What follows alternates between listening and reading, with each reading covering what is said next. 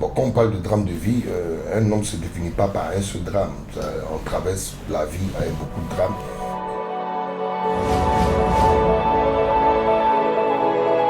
Et les choses qui m'ont vraiment marqué, la première fois tout jeune, c'était de perdre dans le même week-end ma grand-mère et ma grande soeur, l'aînée de notre famille. Dans le même week-end, et ma mère revenait de France. Et il fallait qu'on soit à ses côtés parce que c'était pas facile pour elle de perdre sa maman et sa fille en même temps. Donc il y a eu ce drame-là.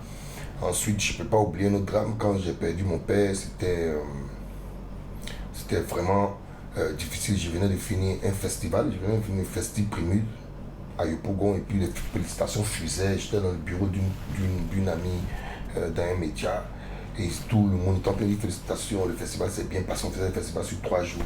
La veille, j'avais mon père, après on m'a dit qu'ils l'ont hospitalisé. Quand je suis arrivé à l'hôpital, euh, on cherchait du sang.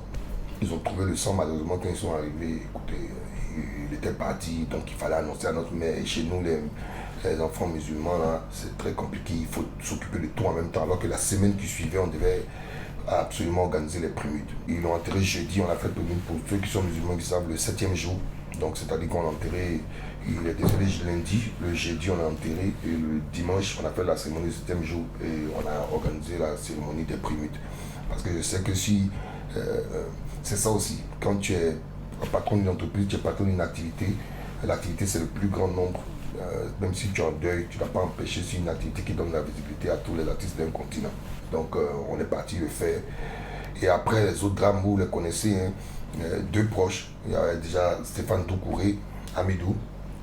Stéphane, lui, on s'est eu la veille. Je lui ai dit, je partais faire un spectacle en Espagne et tout. On s'est eu la veille. Il dit, mon frère, on va organiser un grand concert. Il a appelé tout le monde en ce moment. Il a appelé Lino. J'ai eu Lino du Kouai, tout ça m'a appelé. J'ai dit, ouais, il m'a appelé aussi. Il devait aller faire un spectacle. Je devais aller faire mon spectacle en Espagne. Donc je suis arrivé en Espagne, je l'ai eu, j'ai dit je suis en déplacement, il m'a dit bon comment on fait le concert, je vais aller au parc des sports, un cheval blanc, on va organiser ça. Et puis le lendemain, sa petite nous a appelé pour dire que ah, votre ami là, il s'est sapé ce jour-là, il est en train de nous dire au devoir comme ça. Parce que c'est elle qui appelait, qui nous passait le téléphone.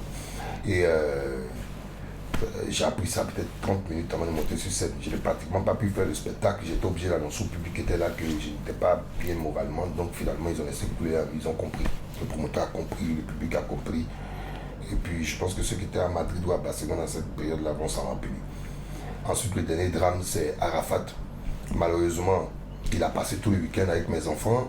Et j'étais un peu fâché avec lui parce que j'ai dit qu'il continuait à utiliser des images encore pour venir ses amusements, ses trucs sur les réseaux sociaux. Donc j'étais vraiment fâché. On venait de parler, il avait sa tournée, donc ils m'ont demandé du matériel. Donc j'avais déjà donné le matériel pour sa tournée et tout. Mais je lui ai dit que lui et moi, il n'y avait plus d'amusement et tout. Et ce jour, on est parti, on a organisé quelque chose pour Watao. On a organisé quelque chose chez Watao et on devait voir la même nuit, lui et moi, pour aller voir le ministre, père à son âme, Ahmed Bakako, le premier ministre, qui vous dit que bon, il faut que tu discutes avec ton petit frère pour te calmer. Tu vas lui dire ce que tu ne te plaît pas et puis vous allez gérer. Malheureusement, quand on était là-bas, on m'a annoncé qu'il a fait un accident très grave. J'ai banalisé, je dis ça, c'est pas accident, c'est la même chose que d'habitude. Et mon petit frère m'a signalé que c'était très grave. Donc la même nuit, là, il a fallu aller chercher chez qui pour aller payer la caution à l'hôpital. Et donc ça a été une nuit vraiment longue. Ce qui fait que j'ai déambulé dans 2 plateaux à 4 h du matin. Je suis arrivé devant chez Bokolo. Je suis assis là-bas pour attendre les nouvelles de l'hôpital. On ne pouvait pas annoncer. Le lendemain, j'ai eu le feu premier ministre Bon pour lui parler au téléphone. Le ministre de la Culture de l'époque qui est ambassadeur en France. C'est-à-dire, je suis rentré dans un engrenage. C'était incompréhensible jusqu'à ce qu'on nous annonce très tôt le matin qu'il était décédé. Et finalement, c'est moi qui ai annoncé à tout le monde, que ce soit les Holopacha, les autres, tout ça. L'État était au courant, mais il ne voulait pas qu'on en parle à quelqu'un, il m'avait mis devant les choses. Donc c'est ce qui même m'a créé toutes les animosités, on ne pouvait pas expliquer. Et quand c'est arrivé, il fallait prendre des dispositions, donc on a considéré que j'étais un leader, donc je pense qu'on n'a pas plu à certains. Alors que je n'avais aucune intention. Après, ça a suivi tout ce qui m'est arrivé. Après, j'ai eu 2 autres drames qui sont vraiment des grands faits, colonel Ouattao, et puis Ahmed Bakayoko. Donc, je veux dire, dans la vie, plus tu avances dans la vie, plus tu évolues, plus tu vois les gens partir autour de toi. Donc, il faut être posé et puis ça rend humble. Ça dit que Dieu peut nous appeler à n'importe quel moment. Les drames sont importants parce que les drames dans la vie de chacun rendent fort et puis on tire des expériences de tout ce qui nous arrive dans la vie. Et voilà, vous voyez ce genre de drame-là. Si je n'avais pas ma force mentale, la résilience que j'ai dans le travail, avec toutes les activités que j'entreprends, je pense que une partie des gens, ils m'auraient tué alors qu'ils ne savent pas combien de personnes comptent sur moi en m'accusant pour certaines bêtises, en m'accusant pour des positionnements. Et donc c'est le moment de lancer un appel aussi à tout le monde. Tout le monde n'a pas la même force que Mola. Il y a des gens à qui vous faites subir des choses sur les réseaux sociaux.